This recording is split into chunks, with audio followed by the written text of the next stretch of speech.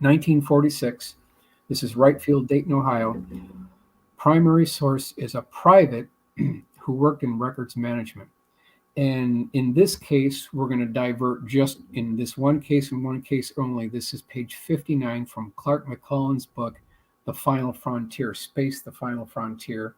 And what we're looking at here is a photograph, early photograph of Wright Field, Dayton, Ohio. Here's the cover of the book, Space, The Final Frontier by Clark McClellan. And he describes a military witness, and this is the original sketch from the report, who claims to have seen a 15-foot diameter dish-shaped craft at Wright Field, Dayton, Ohio. It had come in by a railroad flat car from Arkansas back in 1946, November 1946. 7 feet tall. It had a series of rectangular windows wrapped around the outer circumference of the craft itself. It was highly polished chrome reflective on the exterior. There was no visible seams, no welds, no fasteners, no Zeus fasteners, no socket head cap screws.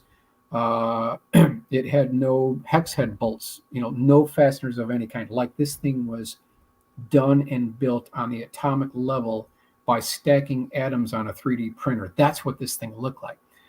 There was a 3-foot diameter column that started at the bottom center of the craft and rose all the way through the center and connected to the top of the craft itself. No beings inside, no seats, no display panels. So let's go to the next drawing here. This is my AutoCAD drawing.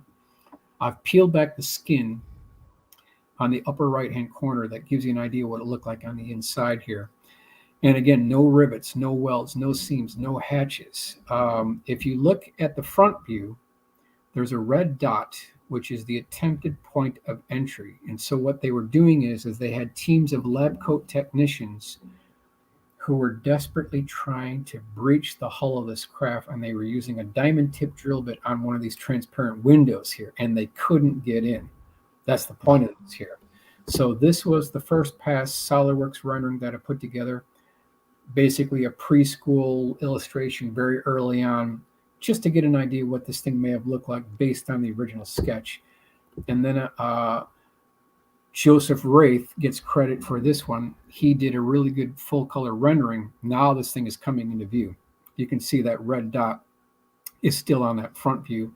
And then we've peeled back the skin with that central column. So let's take everything that we have from the original witness sketch and the report. Let's go to Rudy's drawing, which now you can see this in place here. Now, this particular private records management, he had a friend who was an MP, and he brought him into this hangar because an important letter had to be delivered. And he says, you know what, I got to show you something. So he showed him this craft. It had a tarp that was folded off to the right on the hangar floor. In the foreground, there was a toolbox and an electric drill with a drill bit. So they were absolutely desperately trying to get into this craft. I've got at least 2 other cases of these diamond tip drill bits that are being used to get in. And I'm certain that these witnesses didn't know each other because they're separated by time and space. So this actually checks off on the boxes that this is actually going on, that they're actually trying to get into these craft, reverse engineer the propulsion system. So let's take Rudy's drawing as a guide, and let's go to a full color rendering. And this is what Joseph Wraith came up with. So if we were there back in 46, we may have seen something that looked just like this. It may still be there to this day, or it may have moved to another location. But my senses are telling me that I'm sure they still have assets at Wright-Patterson to this day as we speak.